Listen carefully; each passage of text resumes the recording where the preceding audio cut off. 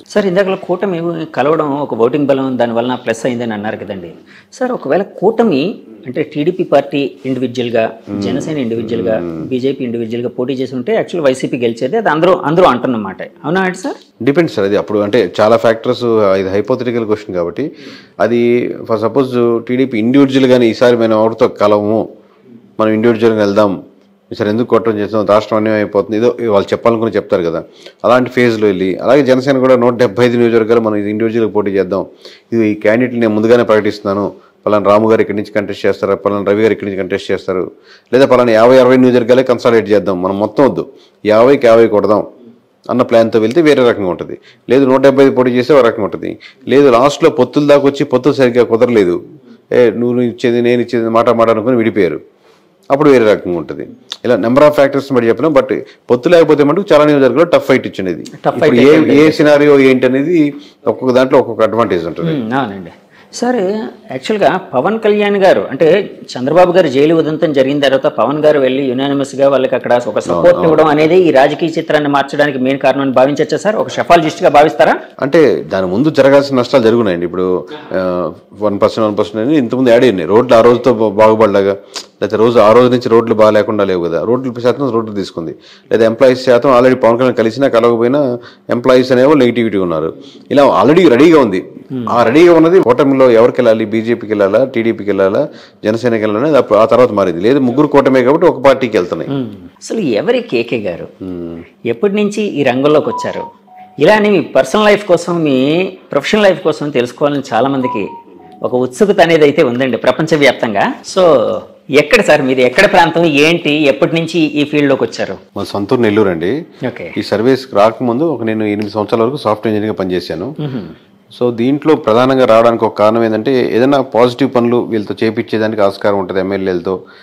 Plus vote banking కూడా convert అవుతుంది కదా. ప్లస్ ప్రజల పల్స్ నిజంగా ఏం కోరుకుంటున్నారు, నిజంగానే అందరు డబ్బులకే ఓట్లేస్తారా, అట్లాంటి రకరకాల డౌట్స్ ఇన్ని కరెక్ట్గా మనం నిజాయితీగా చెప్తే యూజ్ అవుద్ది. ఒకటి నా స్వార్థం ఏంటంటే వాళ్ళ చేత మంచి పనులు చేయించవచ్చని, ఒకటి ఏంటంటే మంచి పనులు చేస్తే ఓట్ బ్యాంకింగ్ కూడా మారుద్దని. సో సర్వీస్ చేయించుకున్నాం, రిజైన్ చేసి సాఫ్ట్వేర్ నుంచి బయటకు వచ్చి చాలా కష్టాలు అక్కడ మొక్కలు తినే దగ్గర ఉంటుంది. అది ఇదే పెద్ద తేడా కాదు కానీ, సో ఓవరాల్గా అది చేయడం మొదలుపెట్టింది, అది సక్సెస్ అయింది, నిజాయితీగా ఉన్నారు. ఇప్పుడు ఇంకా మీ పర్సనల్ లైఫ్కి వస్తే మా మిస్సెస్ పేరు ధనలక్ష్మి, మేము హైదరాబాద్లోనే ఉంటాం. నాకు 2 కొడుకులు. పెద్దవాడు 5th క్లాస్ అవుతున్నాడు, చెగువీర వాడి పేరు. రెండోవాడు వచ్చాను, వాడికి 4 years. చెగువీరా అండి? మనం చెగువీర అంటాం, అతను యాక్చువల్ ప్రొనౌన్సియేషన్ చెగువీరా అంటాం.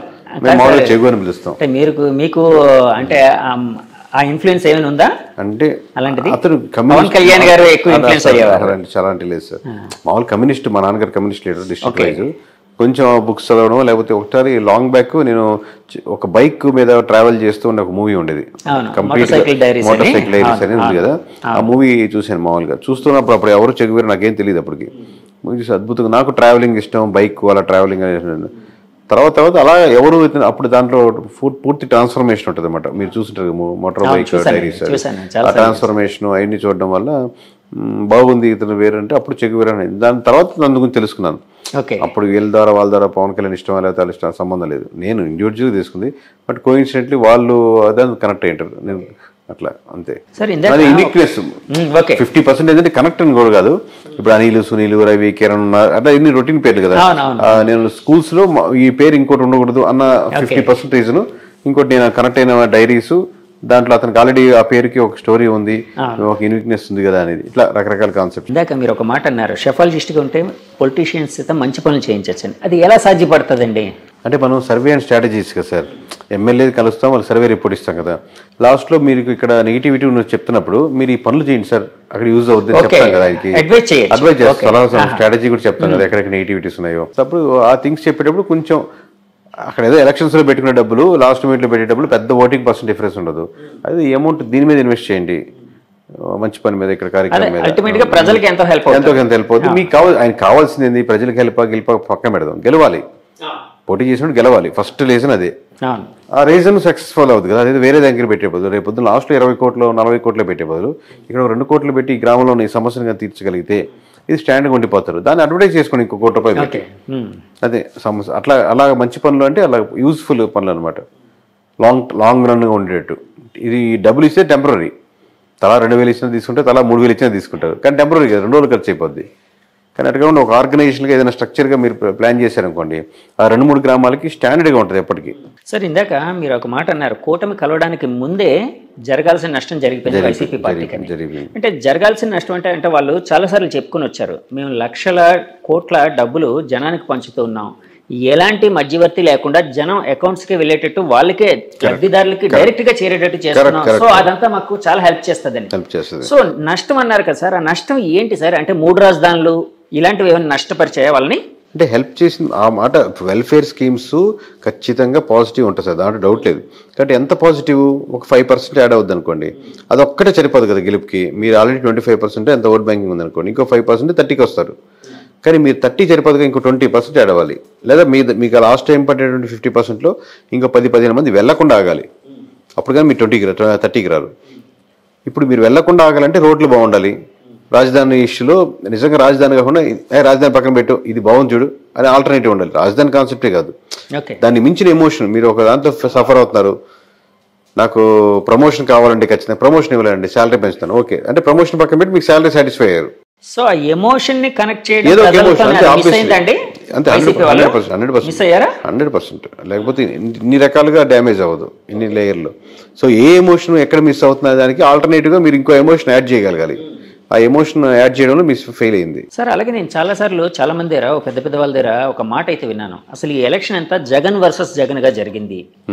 అంటే వాళ్ళు అన్నది ఏంటంటే జగన్ రావాలి, జగన్ పోవాలి, ఈ రెండింటి మీదే బేస్ అయ్యి ఈ ఎలక్షన్ నడిచింది అని. ఇలాంటి స్టేట్మెంట్ ని మీరు అంటే యాక్సెప్ట్ చేస్తారా, ఏకీభవిస్తారా, లేకపోతే డినై చేస్తారా? అంటే పార్షియల్ కరెక్ట్ ఉందండి. పోయినసారి చంద్రబాబు రావాలి, చంద్రబాబు పోవాలి అన్నట్టు జరిగింది అనుకున్నాం అనుకోండి. అబ్వియస్ గా 2 పార్టీల మధ్య ఓటు బ్యాంకింగ్ జరుగుతున్నప్పుడు 2 పార్టీలో ఎవరికి చంద్రబాబు జగన్ అనుకుంటున్నారు. వీళ్ళు చెప్పేటప్పుడు జగన అని వీళ్ళు దాన్ని ప్రమోట్ చేస్తున్నారు. బట్ యాక్చువల్లీ ఏంటంటే ఏ నియోజకవర్గంలో ఆ నియోజకవర్గంలో ఓటేస్తారు. ఇప్పుడు మొత్తం రాష్ట్ర వ్యాప్తంగా నా ఓటు రిప్రజెంట్ చేస్తున్నాను అని కాదు కదా. నా నియోజకవర్గంలో ఈ ఎమ్మెల్యేకి వేద్దామా, ఎమ్మెల్యేతో పాటు చంద్రబాబుని కూడా చూసేద్దామా, ఎమ్మెల్యే చెడ్డోడు కానీ తెలుస్తుంది, కానీ చంద్రబాబు మీద నాకు అభిమానం ఉంది వేద్దాంలే, అది ఈడు చాలా మంచివాడు ఎమ్మెల్యే, కాకపోతే జగన్ మీద నాకు వ్యతిరేకత ఉంది వీలేవులే. సో ఈ ఫ్యాక్టరీ ఒకటి ఆలోచిస్తాడు. వీడు ఓవరాల్గా జనం అని అనుకోడు, నేను తన ఓటు తమ అంటే వాళ్ళ ఇంట్లో వాళ్ళు ఓటు ఇన్ఫ్లుయెన్స్ చేయగలుగుతాడు. కన్సాలిడేట్గా మనం చెప్తున్నప్పుడు మనం యాజ్ ఏ సర్వే దాంట్ నుంచి వచ్చాం కాబట్టి కన్సాలిడేట్గా ఆ ఓట్ బ్యాంకింగ్ ఎలా వెళ్తుందో అనుకుంటాం. దాంట్లో నెగిటివిటీస్ ఏంది, పాజిటివిటీస్ ఏంది, ఏ ప్రాంతానికి ఆ ప్రాంతానికి తగ్గట్టే. సార్ రాష్ట్ర వ్యాప్తంగా వైసీపీ పతనానికి ముఖ్యమైన కారణాలు ఏమైనా ఒక 2-3 చెప్పాల్సి వస్తే ఏది మెయిన్ కారణంగా చెప్తారు? పతనం అనేది కరెక్ట్ కదా సార్. పతనం అనేది పొలిటికల్ పతనం ఏంటంటే వాళ్ళు 30% ఓట్ బ్యాంకింగ్ ఉంది, వాళ్ళ ఓట్ బ్యాంకింగ్ వాళ్ళకి స్టిల్ ఉంది. మీరు 100 మందిలో 30 మంది అటు నిలబడ్డారు, 70 మంది నిలబడ్డారు ఇటు. మనకి ఇట అల్గారిథమ్స్ లో మనకు ఉన్నటువంటి rules and regulations government of ఇండియాలో ఉన్నట్టు కాబట్టి మెజారిటీ ఓట్ బ్యాంకింగ్ బట్టి సీట్లు రావు కాబట్టి ఓన్లీ నియోజకవర్గాల బారు కాబట్టి మీకు తక్కువ కనపడుతుంది. కానీ 130% మంది అంటే చిన్న నెంబర్ కాదు. ప్రతి కోట్లో 30 లక్షల మంది ఉన్నారు. సో సీట్లు అంటే ఇప్పుడు ఇందా చెప్పినట్టు ఒక్కొక్కటి ఫ్యాక్టర్. ఇందా చెప్పినట్టు రోడ్డు కావచ్చు, అక్కడ స్కూల్స్ కావచ్చు, హాస్పిటల్స్ మంచి డెవలప్మెంట్ లేకపోవడం కావచ్చు, రకరకాల ఫ్యాక్టర్స్. అంటే ఏదో ఒక ఎమోషనల్ కాంటాక్ట్, ఏదో ఒక రీజన్ అయితే అంటే స్టేట్ వైడ్ గా ఏదో కారణం ఉండే అవకాశం ఉంది కదండి. అట్లాంటిది ఏదంటారు? అంటే ఒక షెఫాలజిస్ట్ గా మీరు స్టేట్ వైడ్ గా అదే సార్. ఇప్పుడు మీకు ఇప్పుడు అంటే మీకు వన్ సైడ్ కనపడింది కాబట్టి అలా అనిపిస్తుంది. ఇప్పుడు రాజధాని స్టేట్ వైడ్ జరిగిందంటే రాజధాని మీ కృష్ణాల గుంటలో ఉన్నట్టు మీకు శ్రీకాకుళంలో ఉండకపోవచ్చు, రాప్తాడులో ఉండకపోవచ్చు. రాప్తాడు ప్రజలు మనకు అమరావతిలో ఉండే రాప్తాడు సమస్యల మీద వేస్తుంది. అలాగే స్టేట్ వైజ్ ఉన్న డెవలప్మెంట్ మీద కూడా చూసుకుంటూ ఉంటుంది. అలాగే కొంచెం ఎమ్మెల్యే మంచివాడైతే కొంచెం కన్సిడర్ అవుద్ది. లేకపోతే 2-3 సార్లు ఓడిపోయినాడు, ఈసారి గెలవాలని సానుభూతి అవుద్ది. ఓవరాల్ జనరలైజ్గా స్టేట్మెంట్ చెప్పలేము. కూటమి కట్టడం జనరలైజ్గా స్టేట్మెంట్ చెప్పుకోవచ్చు. కూటమి రాష్ట్ర వ్యాప్తంగా అడ్వాంటేజ్ అయింది. అంటే నేను చాలా మంది మా ఛానల్ తరఫున కొంతమంది పబ్లిక్ బైట్స్ తీసుకునేటప్పుడు చాలా మంది ఏమనేవారంటే, అంటే కూటమిని యాక్సెప్ట్ చేసే వాళ్ళందరూ వెల్ఫేర్ అనేది ఉంది కానీ డెవలప్మెంట్ లేదు, సో డెవలప్మెంట్ లేకపోవడమే మాకు చాలా ఇబ్బందికరంగా ఉందని ఎవరు. ఆ డెవలప్మెంట్ లేకపోవడం అనేది రాష్ట్ర వ్యాప్తంగా వైసీపీని ఓడించడానికి కారణమై ఉండొచ్చా సార్? డెవలప్మెంట్ మీరు కొన్ని విషయాలు చేసినప్పటికి కూడా ఆ నియోజకవర్గంలో వాళ్ళు they have to feel this development. నాకు మంచి స్కూల్స్గా మార్చారు. ఈరోజు నా పిల్లవాడిని మధ్య తరగతి నాకు 30,000 వస్తున్నాయి, నేను ప్రైవేట్ స్కూల్ కట్టి 20,000 కట్టి పంపించాల్సిన అవసరం లేదు. ఈరోజు మంచి జగనన్న స్కూల్స్ బాగున్నాయి, నేను దానికే పంపిస్తాను. అందరూ అలా ఊర్లో ఎక్కువ మంది వెళ్తున్నారు అనుకోండి, ఆబ్వియస్గా మీరు వాళ్ళకి అడ్వర్టైజ్ చేసుకోనక్కర్లే. అట్లాగా. సో అదేం ఫ్యాక్టర్ కాదంటారా సార్? అంటే మారుతూ ఉంటుంది అంటారు డెవలప్మెంట్ అనేది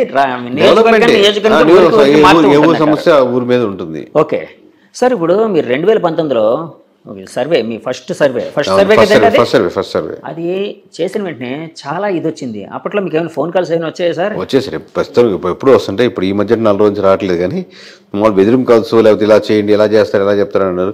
పోనీ మీరు ఒక నెంబర్ చెప్పండి సార్ అంటారు. అంటే ఎమ్మెల్యేస్ నుంచి, మినిస్టర్ నుంచి నాకు రాదు. నాకు అడ్వాంటేజ్ ఏంటంటే నాకు అన్ని పార్టీల నుంచి తెలిసిన వాళ్ళే కాబట్టి సన్నిహితులే. అది మనం వర్క్ చేసిన క్లయింట్, సన్నిహితం అనకంటే కూడా క్లయింట్ అనొచ్చు, ఎందుకంటే ఆ డిఫరెన్స్ ఉంటుంది. సన్నిహితం అంటే క్లోజ్నెస్ అయిపోతుంది. సో క్లయింట్సే కాబట్టి మ్యూచువల్ రెస్పెక్టే ఉంటుంది. అది వాళ్ళు వేరే ఆ జిల్లాలో వేరే వాళ్ళు తెలియకపోయినా కేకే నాకు తెలుసు బాగా చేస్తారు అని వాళ్ళు వెళ్తుంటారు కాబట్టి నాకు వాళ్ళ నుంచి థ్రెటన్ కాల్స్ ఉండవు.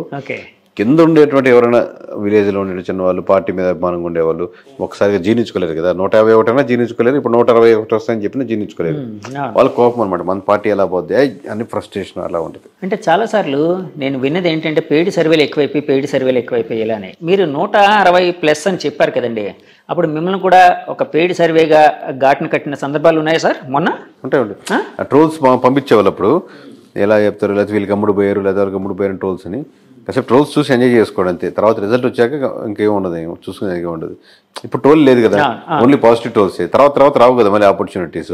ఆ ట్రోల్స్ చూసి ఎంజాయ్ చేసుకోండి, బాగా చేశారు ఆ ట్రోలింగ్ అని. సార్ ఇప్పుడు ఇంత యాక్యురేట్గా మీరు నెంబర్ చెప్పినప్పుడు చాలా మంది పెద్దవాళ్ళు కూడా ఎవరైనా చాలా మంది మీకోసం సెట్ చేస్తున్న ఇది కూడా తెలుసు. ఎందుకంటే నేను నిన్న మురళీమోహన్ గారిని కలిసినప్పుడు కూడా ఆయన అన్నారు, కేకే గారు అనే ఆయన ఎవరో చాలా బాగా చేశారండి, ఆయన కలవాలి అని కూడా అన్నారు. సో అలాగా పొలిటికల్ పార్టీలు అయితే ఇంకా ఎక్కువ ఇంట్రెస్ట్ పే చేస్తూ ఉంటాయి ఎవరైనా ఇంత యాక్యురేట్గా చెప్పారని. అలాగా టీడీపీ పార్టీ అధినేత నుంచి కానీ ఇంకా వేరే పార్టీల అధినేతల నుంచి కానీ మీకు ఫోన్ కాల్స్ వచ్చాయండి? అంటే ఎలక్షన్స్ రిజల్ట్ నుంచి ఎవరెవరు వచ్చారు అని చంద్రబాబు దగ్గరికి వెళ్దాం, లేకపోతే పవన్ కళ్యాణ్ దగ్గరికి వెళ్తాం అని చెప్పి నేను తీసుకెళ్తాను, నాకు బాగా క్లోజ్ లేదు అన్నట్టు. కేకే అనేది ఒక కార్డు లాగా అయిపోయింది కదా సార్. ఇప్పుడు కేకే అనే కార్డు తీసుకెళ్లి ఇక్కడ చూసి కేకే అని వస్తాను సార్, నేను తీసుకెళ్తాను సార్, అది సార్ అంటారు. నాకేమో చంద్రబాబు నాయుడు కార్డు, పవన్ కళ్యాణ్ కార్డు చూపిస్తారు. ఇప్పుడు నాకు ఆ కార్డు ఎందుకు అవసరం లేదు. ఇప్పుడు నేను విజిటింగ్ కార్డు అవసరం లేదు, నేనే విజిటింగ్ కార్డు అయ్యాను కాబట్టి. సో నేను అట్టని చెప్పి బలుపుతోనే వెళ్ళాను కాదు. ఇప్పుడు ప్రమాణ స్వీకారానికి వాళ్ళ ఇండివిజువల్ సెక్షన్. మనం ఏంటంటే మన పని మనం చేసేసాం. దీపంగా ఎట్లా ఉంటాయి నిజంగా వాళ్ళకి అవసరం ఉండి ఫోన్ చేశారు అనుకోండి. ఇప్పుడు వైఎస్ఆర్సీపీ నుంచి ఎవరో ఫోన్ చేశారు, ఇక్కడ కలుద్దాం సార్, మాకు ఒకసారి చెప్పండి విశ్లేషణ ఎలా ఉంది, ఎందుకు జరిగింది ఓట్ బ్యాంకింగ్ పాలసీ. నేను దానికి నో అని చెప్పను. వాళ్ళకి కావాలనుకున్నప్పుడు వాళ్ళే అప్రోచ్ అవుతారు కదా. మనం వెళ్ళి కాల్ చేసి కలవాల్సిన అవసరం ఏముందని. మన వర్క్ కాదు కదా వాళ్ళని కలిసి కంగ్రాచులేట్ సార్ మీరు గెలవడానికి నాకు ఎంతో ఆనందాన్ని వస్తుంది అని అటాచ్డ్ అయిపోవడం అనేది ఉండదు. కంగ్రాచులేషన్ కాల్స్ అయితే వస్తూ ఉంటాయి కదండి పెద్దవాళ్ళ దగ్గర నుంచి. అవి 100 కాల్స్ సార్, అవి 1000 కాల్స్, 100,000 కాల్స్. నేను చెప్పిన సోకాల్ పేర్ల నుంచి ఏమైనా వచ్చాయండి? అంటే వాళ్ళ తరపు నుంచి ఎవరో పక్కన నుండి ఫోన్ చేస్తుంటారు కదా, చాలా హ్యాపీగా ఫీల్ అయ్యారు సార్ సార్ చెప్పమన్నారు ఎట్లా చెప్తారు. సార్ షెఫాలజిస్ట్ అనగానే ఒక రకమైన అంటే కత్తి మీద సాము లాంటిది మీ పని. దాంట్లో సింగిల్ నెంబర్ చెప్పడం కత్తి మీద సాము. కత్తి కొసంటుంది చూడండి, ఆ కొస నిలబడ్డట్టు, అంచు మీద నిలబడ్డట్టు, అటు ఇటు అయితే లోపలికి దిగిపోద్ది. అవును, ఎందుకంటే ఎప్పుడైనా కూడా అంటే రాజకీయాలు అనేటప్పుడు ఒకరు ప్రేమిస్తారు, ఒకరు ద్వేషిస్తారు. మీరు ఒక నెంబర్ చెప్తే వాళ్ళకి ఫరగా ఉందనుకోండి, వాళ్ళు విపరీతంగా ప్రేమిస్తారా, మా సూపర్గా చెప్పారా అని. అవతల వాళ్ళు నిజంగా ద్వేషిస్తారు. అంటే మీరు ఇందాక మెచ్యూరిటీ అన్నారు కదా, అది వేరే లెవెల్. అంటే మామూలు కార్యకర్త స్థాయి కింద స్థాయి వ్యక్తుల కోసం నేను కింద క్యాడర్ కోసం చెప్తున్నాను. ఇలాంటి అంటే ఒక రాజకీయ పార్టీలకి గెలుపు ఓటమి ఉంటుందండి. అంటే ఇప్పుడు ఈరోజు వైసీపీ ఓడిపోయింది, 2024లో పుంజుకునే అవకాశం ఉండొచ్చు. అంటే కరెక్ట్గా పనిచేసి ఉంటే, అంటే కూటమి కంటే కొంచెం బాగా వీళ్ళు చేయగలిగితే రేపు పొద్దున్న ఏమైనా చేయగలిగితే. కానీ షెఫాలజిస్టులు కూడా అంటే కొన్నిసార్లు సక్సెస్ఫుల్గా ఉంటారు, కొన్నిసార్లు ఫెయిల్యూర్స్ లోనే అవుతారు. ఫర్ ఎగ్జాంపుల్ ఆరామస్థాన్ గారు మీరు చెప్పారు, ఆరామస్థాన్ గారు చెప్పారు. ఆరామస్థాన్ గారిది అంటే ఓడిపోయిన తర్వాత ఫుల్ జనాలు ట్రోల్స్ చేయడం, ఆయన ఫోన్ స్విచ్ ఆఫ్ చేసుకోవడం ఇలాంటివన్నీ జరిగాయి.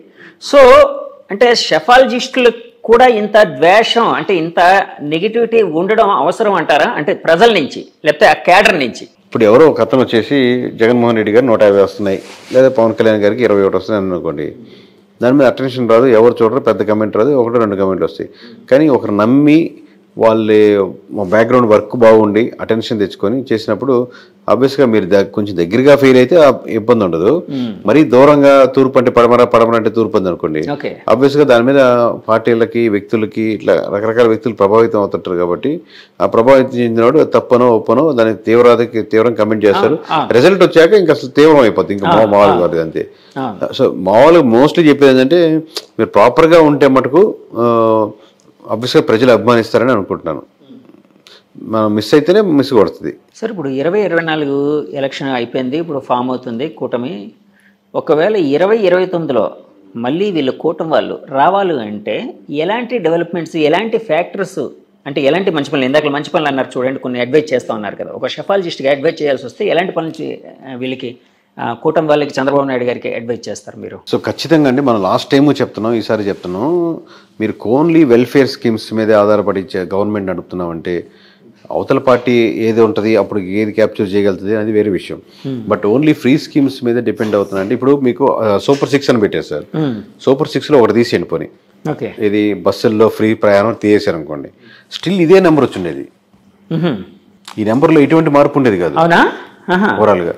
లేదు ఇంకొంచెం ముందుకెళ్ళి సిలిండర్లు తీసేశారు అనుకోండి, 3 సిలిండర్లు తీసేశారు, అది పెద్ద మార్పు లేకుండా ఇంచుమించు ఇదే రేంజ్ లో ఉండేది. ఎక్కడో చిన్న డిఫరెన్స్ తప్పితే 1% తప్పితే. అంటే ఎందుకు సార్ వ్యతిరేకత అంత ఎక్కువగా ఉందనా? వ్యతిరేకత ఎక్కువ ఉంది. పీపుల్ ఎక్స్పెక్ట్ చేసేది ఎక్కువ, మీరు కన్విన్స్ చేయగలగాలి. ఇప్పుడు ఫ్రీ స్కీమ్స్ ఏదైనా తగ్గించిన, లెట్స్ సే పెన్షన్ ఉంది, పెన్షన్ మంచి స్కీమ్ అనుకుందాం, దాంట్లో ఎక్కువ మంది ఎఫెక్ట్ పడుతున్నారు అనుకుందాం అనుకోండి, మీరు ఏదైనా స్కీమ్ తీసేయాలనుకుంటే పీపుల్ కన్విన్స్ చేసే ఆప్షన్ ఉందన్నమాట ఎక్కువ. ఎందుకంటే ఎందుకు తీస్తున్నాను, ఈ స్కీమ్ ఎందువల్ల ఉపయోగం ఉంది, ఆ పార్టీలు ఇచ్చి ఇలాగే పోతున్నాయి, ఇప్పుడు మీరు ఎక్స్పెక్ట్ చేసేటట్టు మంచి స్కూల్స్, గవర్నమెంట్ స్కూల్స్ మీరు ఎక్కడికి పోనక్కర్లేని రాసిస్తాను, మీరు వెళ్ళాలనుకుంటే వెళ్ళండి, మంచి ఇంటర్నేషనల్ స్కూల్ కావాలి అనుకుంటారు, కానీ మీకు కావాలంటే మంచి గ్రౌండ్, బేసిక్ నీడ్స్, మంచి స్టాఫ్, టీచర్స్, మంచి ఎడ్యుకేషన్ ఉండేటట్టు, లేదా ఏదైనా ప్రైవేట్ స్కూల్కి గ్రౌండ్ లేని ఉండేటట్టు ముక్కుపాదం లాంటి తొక్కేసి, నా దృష్టిలో 5 సంవత్సరాలు దాటే లోపల 5 సంవత్సరాలు దాటిన కుర్రోడు వరకు 25 సంవత్సరాల వరకు మీరు ఎక్కడ ఎడ్యుకేషన్లో 3 చూసుకోవాలనుకుని డెవలప్ చేస్తాను.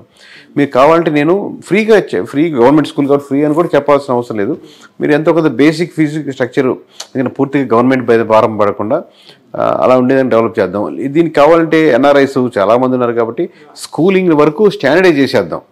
ఇంకా నెక్స్ట్ 25-30 సంవత్సరాలు 50 సంవత్సరాల వరకు చూసుకోవాల్సిన అవసరం లేకుండా తయారు చేద్దాం అని కన్విన్స్ చేశారనుకోండి, అసలు మీరు అడ్వర్టైజ్ చేసుకోవాల్సిన అవసరం లేదు. పీపుల్ ఓట్లు మామూలుగా గుద్దుతారు వచ్చి. అంటే పీపుల్ని పాలసీ ఒకటి చేంజ్ చేసేటప్పుడు ఒకటి మేక్ చేసేటప్పుడు 360 డిగ్రీస్లో ఆ పాలసీకి ఆలోచించి ఓన్లీ ఓట్ బ్యాంకింగ్ ప్యాటర్న్లోనే కాకుండా ఇది లాంగ్ టర్మ్గా ఎలా ఉంటుందని ఆలోచించి దాన్ని ఇప్పుడు మా ద్వారానే కదా, ఎవరైనా ఒక ప్రైవేట్ మీరు చేసే సర్వే వేరు, అవుట్ సోర్స్ అంటే సంబంధం లేకుండా మీ పార్టీతోనో గవర్నమెంట్తోనో సంబంధం లేకుండా అవుట్ సైడ్గా మాలాంటి సంస్థలు ఇంకో ఏదైనా సంస్థ దాన్ని చేపించి ఏంటి ఆ పాలసీ మేకింగ్లో ప్లస్లు ఏంటి మైనస్లు ఏంటి, దీన్ని ఎంత ప్రభావితం చెప్పొచ్చు, దీని బడ్జెట్ అన్ని ఓవరాల్ డిస్కస్ చేసుకుని ముందుకు వెళ్ళగలిగితే అది చేంజెస్ ఉంటాయి, పీపుల్ ఎలాంటి మార్పులు ఉంటాయి. లేదు ఓన్లీ ఈ పథకం ఇద్దామా అని చెప్పి ఒక పథకాలు పెట్టుకుంటా పోతే ఓట్ బ్యాంకింగ్ ప్యాటర్న్ పెద్దగా మారవు.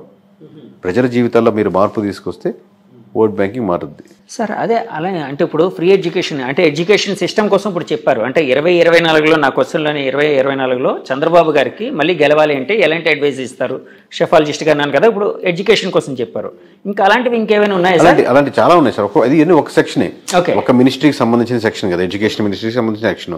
అలాగే అన్ని మినిస్ట్రీస్ ఇప్పుడు సోలార్ పవర్ ఉంది, విండ్ పవర్ ఉంది, లేదా వాటిని ప్రైవేట్కి ఇండిపెండెంట్గా ఉన్న ఇంటికి కనెక్ట్ చేయడం, ఓన్లీ మనకు చాలా చెప్పారు సార్, మామూలు కెమికల్ లెస్ ఫుడ్ తయారు చేయాలి. అసలు మీరు ఎంత రియాలిటీగా నిజంగా ఎంత అప్లై చేశారు, ప్రతి ఒక్క ఫుడ్ మీద కెమికల్ ఉంది, దీంట్లో కొంతమంది సెక్షన్ కనెక్ట్ అవుతూ ఉంటారు, కెమికల్ లేని ఫుడ్ తినాలనుకున్న సెక్షన్ ఒకటి. నా గవర్నమెంట్ స్కూల్కి పంపించలేక ప్రైవేట్ స్కూల్కి వెళ్ళి నా పిల్లలకి నాకు వచ్చే 30,000లో 2 పిల్లల స్కూల్ ఫీజులు ఆ ఫీజులు కట్టాలంటే దాంట్లో 20,000 ఖర్చు అయిపోతూ ఉంటుంది. అది కాక రెంట్లు గింట్లు వేరే విషయం. అసలు 20,000 శాలరీ కోసం ఎక్కడో వైజాగ్కో విజయవాడకో హైదరాబాద్కో వెళ్ళాల్సిన అవసరం లేదు. ఒక స్పెషలైజేషన్ అంటే వేరే విషయం, అది మండలాల్లో పెట్టలేము. సో మండలంలోనే నాకు సింపుల్గా నాకు ఇక్కడే సొంత ఇల్లు ఉంది, ఈ 15,000 20,000 ఇక్కడ నేను వెళ్ళి సంపాదించుకునేదానికి చిన్న పరిశ్రమలు ఇలా ఒక్కొక్క లేయర్లో ఉంది సార్. మొత్తం కలిపి ఒక లేయర్ కాదు. So as a chief minister of Andhra Pradesh you have to take a decision అని ఒక్కొక్క లేయర్లో స్టాండర్డైజ్ చేయాలి. ఇది చెప్పాను, ఇది చేయలేకపోతున్నా దాన్ని ముందుకు వచ్చి బ్లఫ్ చేస్తారన్నమాట ఎక్కువ. ఎందువల్ల నాది కదా, వాళ్ళ వల్ల ఇలా అయిపోయింది, వీళ్ళ వల్ల ఇలా అయిపోయింది అని చెప్పి నువ్వు బ్లఫ్ చేసి యాక్సెప్ట్ చేసి యాజ్ ఎ లీడర్గా ఎందుకంటే నేను హోప్ పెట్టిస్తారు. నువ్వు తప్పు ఒప్పుకొని సారీ సార్ నేను 10 నిమిషాలు లేట్గా వచ్చానండి అని మీరు యాక్సెప్ట్ చేశారనుకోండి, ఒప్పుకుంటారు దానికి. అంటే యాక్చువల్గా జగన్మోహన్ రెడ్డి గారు గెలిచిన వెంటనే 5 లక్షలు 10 లక్షలు సంథింగ్ ఏదో ఉద్యోగాలు అన్నారు, ఏదో 20 లక్షల సంథింగ్ నెంబర్ నాకు గుర్తులేదు కానీ. సో ప్రతిపక్షాల నుంచి టీడీపీ కూటమి నుంచి ఎక్కువ విమర్శలు ఏమొచ్చేవంటే వాళ్ళు చేయట్లేదు చేయలేదు అని అన్నారు. సో జనాలు కూడా దాన్ని ఫీల్ అయ్యారు.